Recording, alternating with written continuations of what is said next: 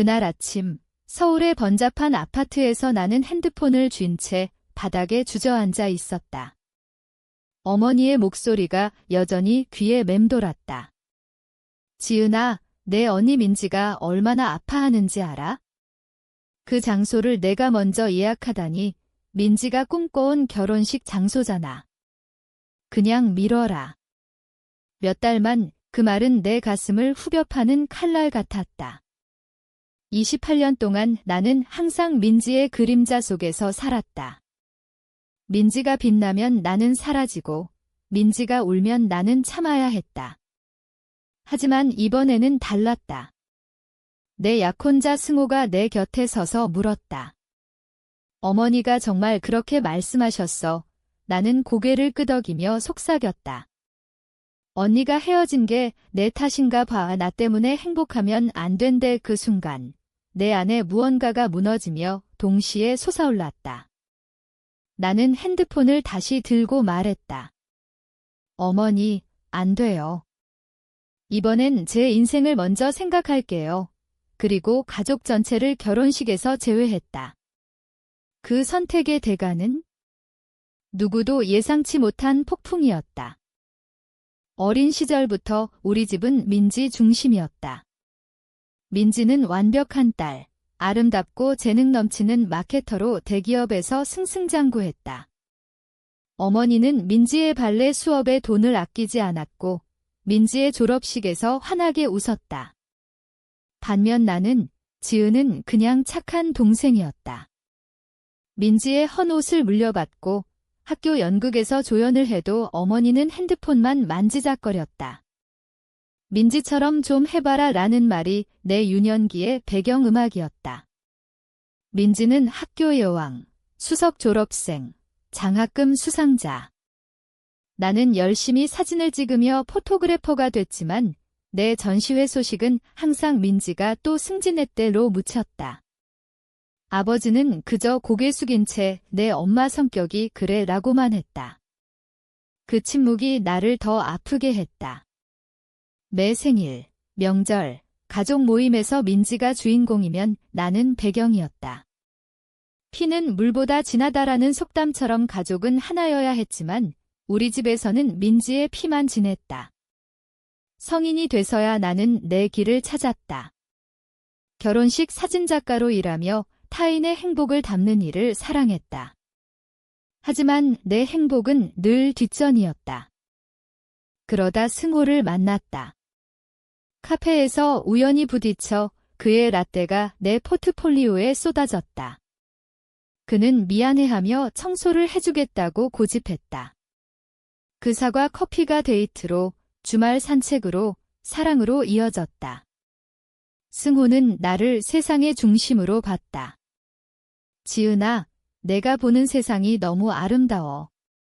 사람들이 놓치는 걸 내가 잡아내잖아. 그는 내 가족 이야기를 듣고도 그들이 내 가치를 못 보는 건 그들의 손실이야 라고 말했다. 1년 후, 승호는 제주도의 일출해변에서 빈티지 카메라 모양 목걸이에 다이아몬드 반지를 넣어 프로포즈했다. 완벽했다. 내 인생이 처음으로 나 중심이었다. 부모님께 소식을 전하자 어머니의 첫 반응은 갑작스럽네. 민지한테는 말했어, 였다. 약혼 만찬에서 어머니는 민지의 화려한 직장과 남자친구 이야기를 끝없이 늘어놨다. 우리는 제주도의 유명 리조트 바다 정원을 결혼식 장소로 정했다. 6월 15일, 바다가 보이는 그곳에서 야생화가 피어나는 꿈같은 날. 하지만 민지가 남자친구와 헤어진 건 우리 약혼 발표 2주 전이었다. 그 사실을 모른 채 나는 행복에 취해 있었다. 결혼 준비가 시작되자 기쁨이 넘쳤다.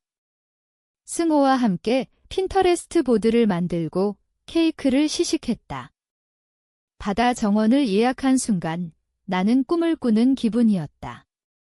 하지만 가족 만찬에서 첫 균열이 생겼다. 장소 사진을 보여주자 민지가 갑자기 조용해졌다. 예쁘지? 라고 묻자 그녀는 중얼거렸다. 응, 나랑 전 남친이 봤던 곳이야. 어머니가 바로 끼어들었다. 민지가 16살 때부터 꿈꿔온 곳이잖아. 제주 바다에서 결혼하는 거이. 내 가슴이 조여왔다. 몰랐어요. 민지가 눈물을 글썽이며 지별 후라서. 괜찮아 라고 했지만 그날 어머니의 시선이 나를 탓하는 듯 했다. 비슷한 일이 반복됐다. 드레스 쇼핑에 민지를 초대했는데 내가 드레스를 입을 때마다 그녀는 눈물을 흘렸다.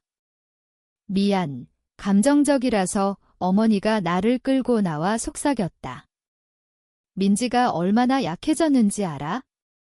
오늘은 그만하자. 나는 예약을 미뤘다. 억울함을 삼키며. 브라이즈메이드로 친구들을 뽑자 어머니가 전화했다. 민지가 메이드 오브 아너로 생각했대. 내가 왜 그렇게 해? 우린 가까운 적 없어요? 가족이 먼저잖아. 평화를 위해 민지를 브라이즈메이드로 넣었다. 그녀의 반응? 메이드 오브 아너가 아니라고? 뭐, 상관없어. 승호가 패턴을 눈치챘다. 메뉴 시식에서 어머니가 민지의 좋아하는 해산물을 강요하자 민지는 알레르기 있음에도 그는 집으로 가며 말했다. 어머니가 항상 민지 편이네. 내 감정을 아시긴 해? 항상 그래요. 우리 결혼식인데 웨딩 샤워에서 어머니는 민지를 구석에서 위로하느라 바빴다. 선물 개봉 중 민지가 아파라며 나가자 어머니도 따라갔다. 민지가 필요해. 거울에 비친 민지의 표정은? 눈물이 아니었다. 무언가 계산된 듯 했다. 승호가 속삭였다. 뭔가 이상해. 배신은 결혼식 3주 전 가족 만찬에서 터졌다. 분위기가 무거웠다. 어머니가 민지를 과잉 보호하며 대화를 독점했다. 디저트가 나오자 어머니가 말했다. 중요한 얘기 할 게 있어. 내 위가 꼬였다. 민지가 너무 아파해. 내 결혼식이 빨라서. 민지가 눈물을 흘리며 끼어들었다. 그 장소가 나랑 전 남친의 꿈이었어.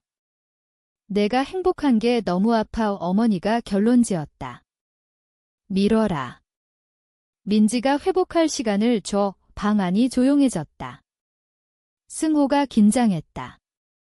미루라고요? 초대장 보내고 예약 다 했는데? 가족이 먼저야. 내가 언니를 사랑하면 이해할 거야. 아버지가 커피 잔만 내려다봤다.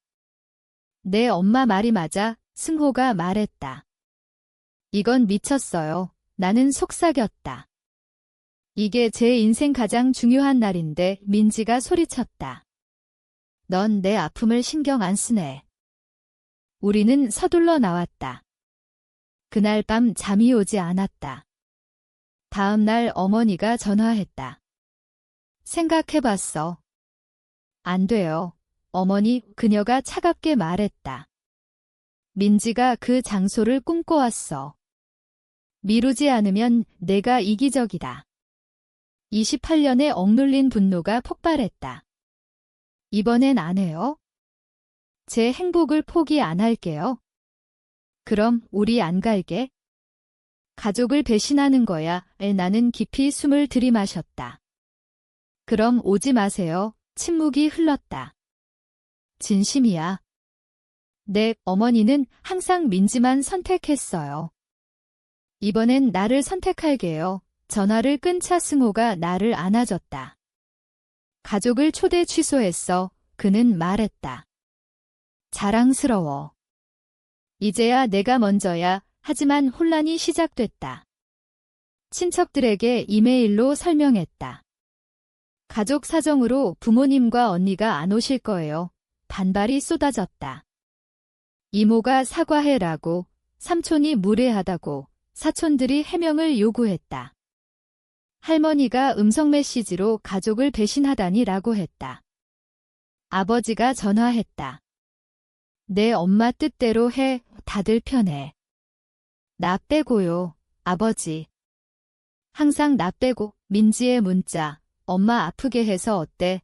5번째 후 번호 차단했다. 하지만 지지가 왔다. 대학 친구 혜진이 좌석 배치를 도왔다. 스튜디오 동료들이 사진을 맡아줬다. 승호 가족이 따뜻했다. 시어머니가 매일 전화해 괜찮아?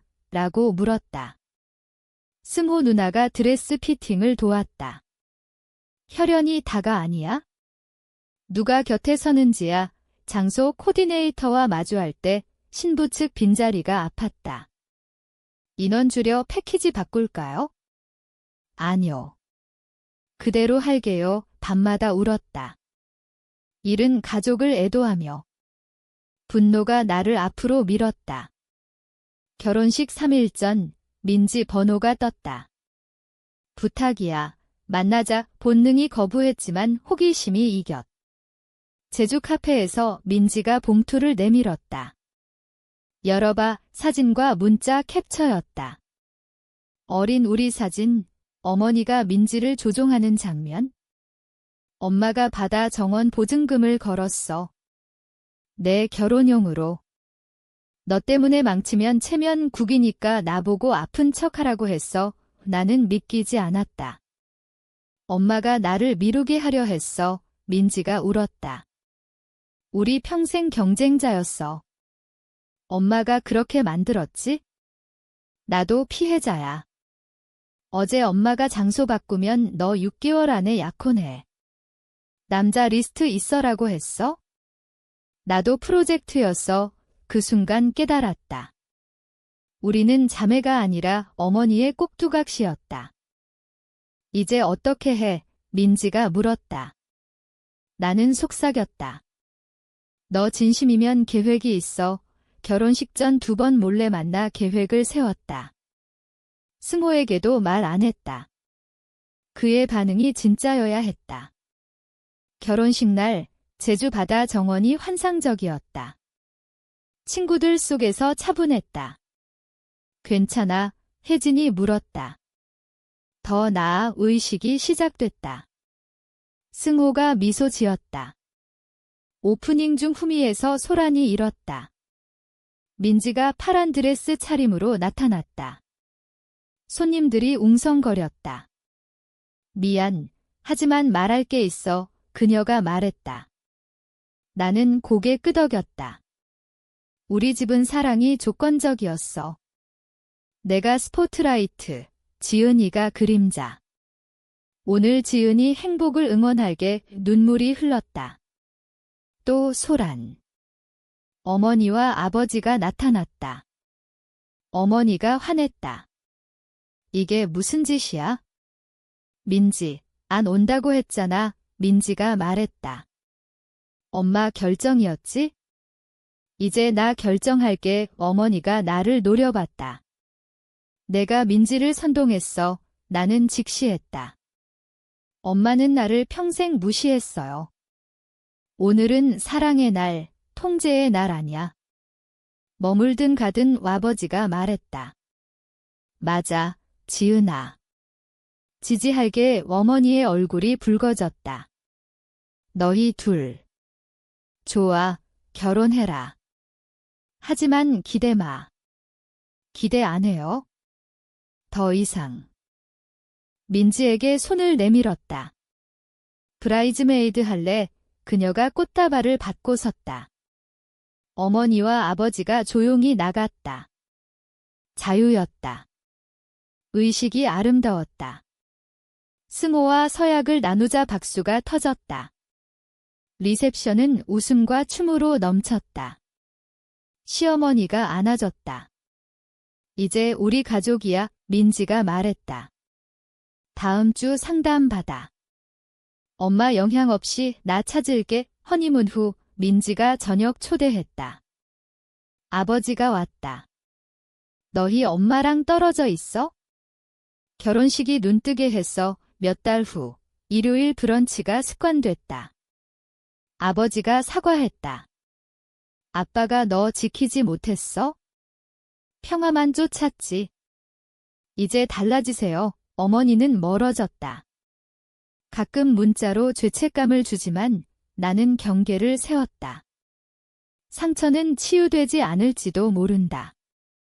결혼 1주년 만찬에서 선택된 가족을 보며 평화를 느꼈다. 승호가 앨범을 보며 말했다. 이 사진이 제일 좋아. 민지랑 웃는 것 끝이 아니라 시작이야. 맞다. 나는 행복을 되찾았고 민지도 자유를 찾기 시작했다. 때론 혈연을 끊어야 진짜 가족을 찾는다. 사랑하는 이들, 강요하는 이들이 아닌. 앨범을 덮으며 승호 품에 기대었다. 때론 이름이 어둠의 시작이다.